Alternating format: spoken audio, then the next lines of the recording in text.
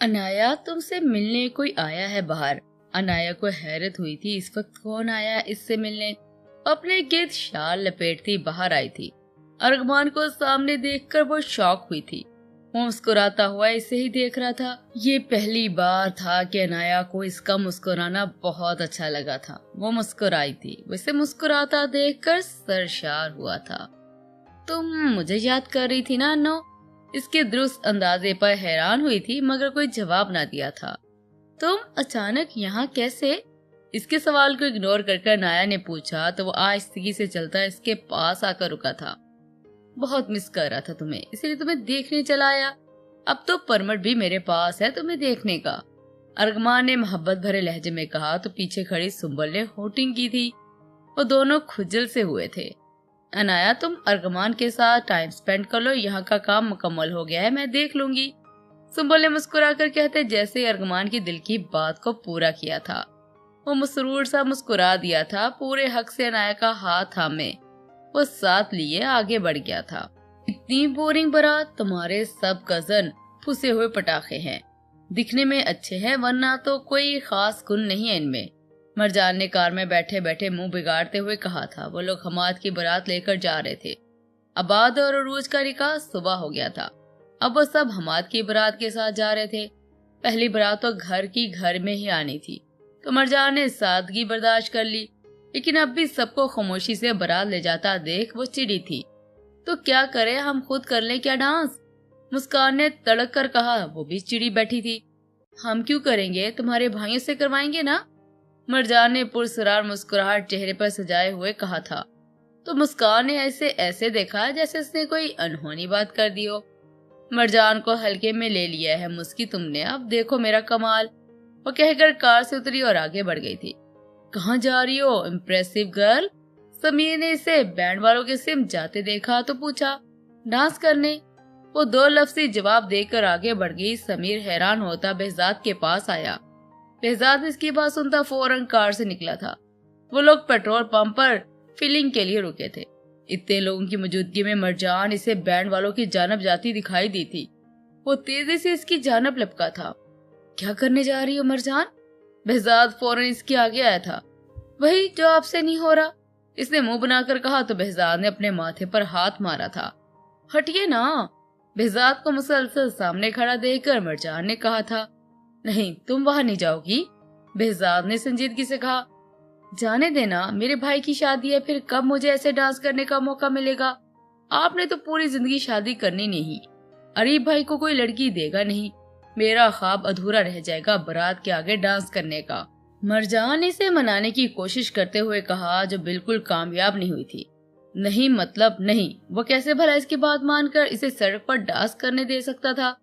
ना खुद जा रहे ना मुझे जाने दे रहे हैं। ढोल की आवाज से वैसे ही मेरे अंदर का डांसर बाहर आने को बेताब हो रहा है। मरजान ने चिढ़ते हुए कहा था। अपने डांसर को फिलहाल सलाह दो। क्यों, आप अपने वाले को जगाने वाले हैं? मरजान ने पुरजोश होते हुए पूछा तो behzad ने इसे घूरा। ऐसे घूरिए मत, या तो आप जाइए या मुझे जाने दें। मरजान ने दो टोक कहा तो behzad ने दांत पीसे। मरजान, 3 तक गिनूंगी बस, मरजान ने कहा तो behzad इसे पीछे जाने का इशारा आगे की तरफ बढ़ गया था। मरजान ने मुस्कान को डन का इशारा किया और मुस्कुराते हुए इसके पास आ गई। मरजान सब कर सकती है, मरजान ने फर्जी कॉलर अखड़ाते हुए कहा तो मुस्कान ने इसकी तायद की, लेकिन अगले ही पल वो behzad को कार में बैठता देखकर चौंक गई थी। behzad ने कार में बैठते सब डोर लॉक कर दिए थे। ये क्या कर रहे हैं आप? मरजान ने हैरान होते पूछा। behzad ने पॉकेट से चॉकलेट्स निकालकर इसकी गोद में फेंकी थी। सॉरी बट जो काम मैं नहीं करना चाहता इसके लिए कोई मुझे मजबूर नहीं कर सकता, इसने कहकर कार स्टार्ट कर ली थी। मुस्कान अपनी हंसी दबाए बैठी थी, जबकि मरजान तो सदमे की कैफियत में घिरी अपनी गोद में पड़ी चॉकलेट्स देख रही थी। आप चालाक होने के साथ साथ मीसने भी हैं, पता है आपको? मरजान के चिढ़कर पूछने पर behzad ने कान में हैंड फ्री लगा ली थी। अरूज और मुस्कान मजे से बैठी मरजान के पेचोदाब खाते चेहरा देख रही थी। behzad भी बैक मिरर से मरजान का चेहरा देखकर मुस्कुरा दिया था। एक बात पूछूं तुमसे? वो दोनों इस वक्त नदी के किनारे बैठे हुए थे। आसपास से झिंगरों की आवाजें इनके वहां खेले होने का पता दे रही थी। अरगमान के पूछने पर नाया ने पानी से नजर हटाकर इसकी सिम देखा था। मेरी मोहब्बत पर भरोसा है ना तुम्हें?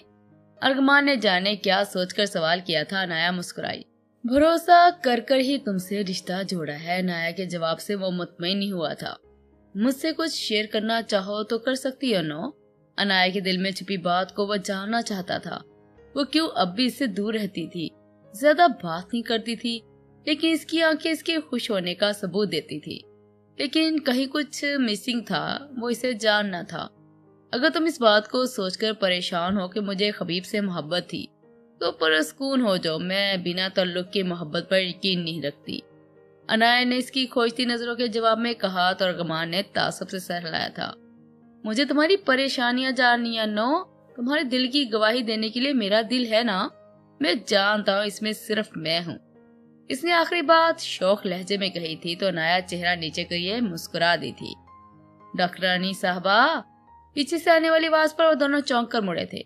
एक दरमियानी उम्र शख्स पीछे खड़ा इन्हें घूर रहा था। अर्गमान को इसके देखने के अंदाज से समझने में मुश्किल नहीं हुई थी कि मैंने क्या समझ रहा था। अपनी जगह से खड़ा हुआ अनाया की जानब हाथ बढ़ाया। अनाया इसका हाथ थामती खड़ी हुई थी। रात बहुत ज्यादा हो गई है, आप अपने दोस्त के साथ यहाँ अकेले।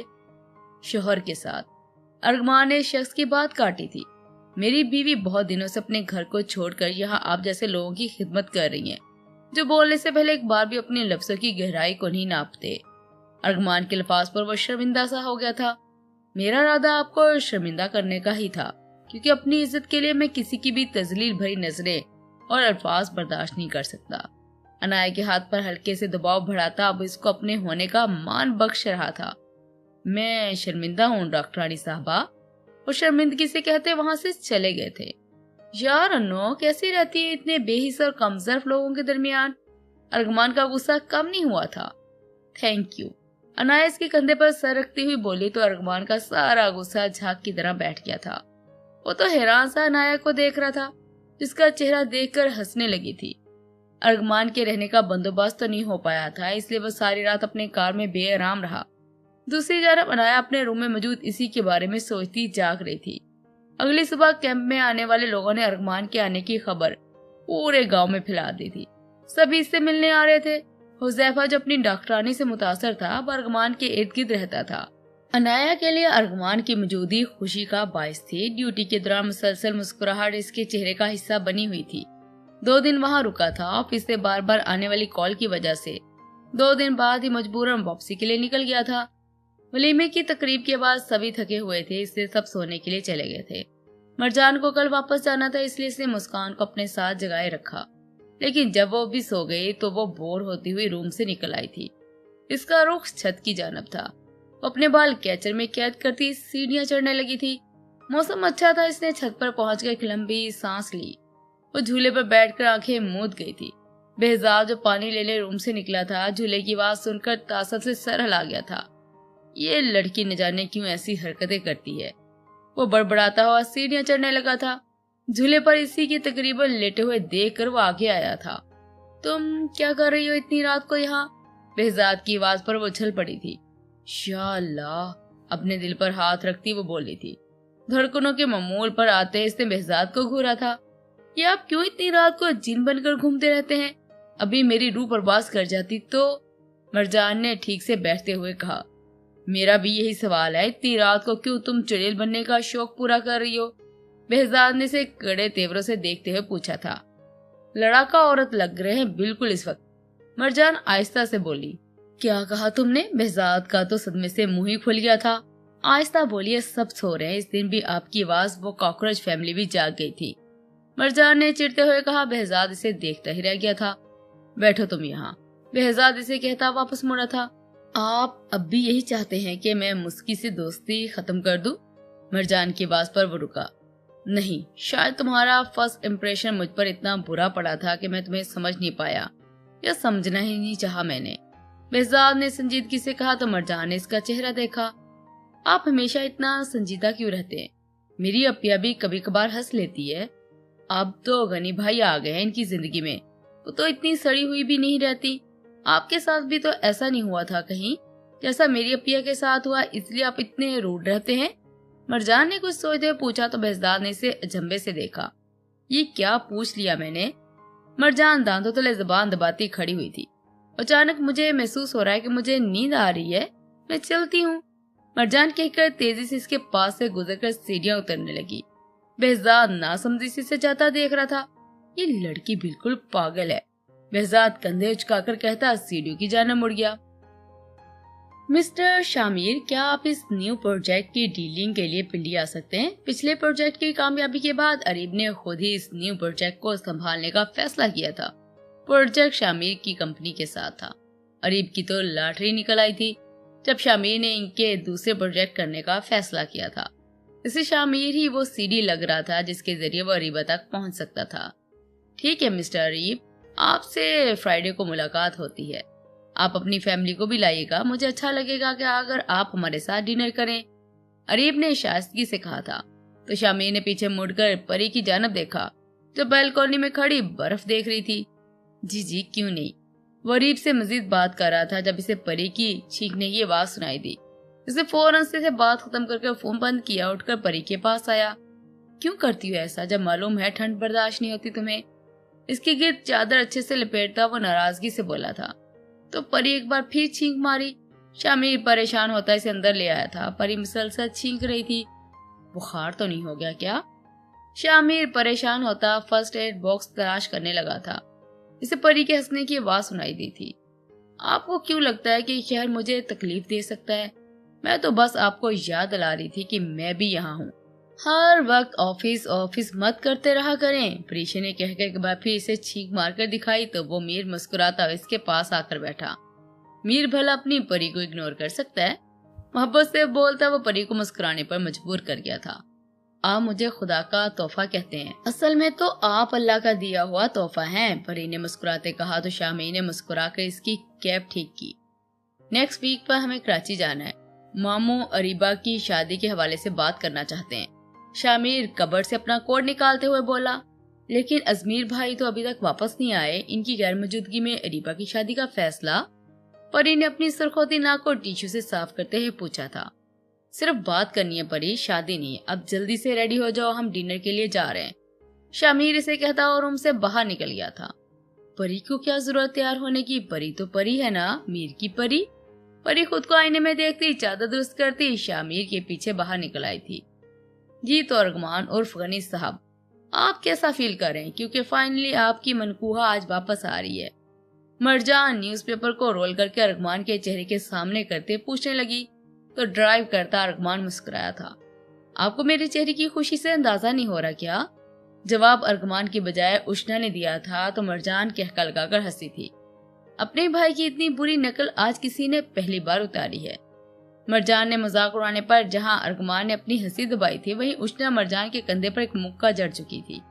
ये कम है मेरा मजाक उड़ाने के लिए कि तुम भी इनकी टीम में शामिल हो गई हो। आने तो मेरी भाभी को, फिर बताती हूँ मैं। उष्णा मुंह बनाती रुख फेर गई थी। तो मरजान ने सीरियस होकर अरगमान की जानब देखा था। वैसे मैं वापसी पर आइसक्रीम ट्रीट देने वाला था, लेकिन अगर किसी को नहीं चाहिए तो? अरगमान ने बात अधूरी छोड़ी थी। मुझे चॉकलेट फ्लेवर ही चाहिए, उष्णा ने कहकर मुंह फेर लिया था। मरजान और गनी ने एक दूसरे को देखकर मुस्कुराहट जब्त की थी। आज मरजान नहीं आई थी यूनी। बेहजाद मुस्कान को यूनी से पिक करने आया तो मुस्कान को अकेले आता देख पूछा, वो आज अनाया आप ही वापस आ रही हैं? तो वो इन्हें पिक करने वाली थी। मुस्कान बेहजाद को बताकर कार में बैठ गई थी। क्या हुआ, मूड क्यों ऑफ है?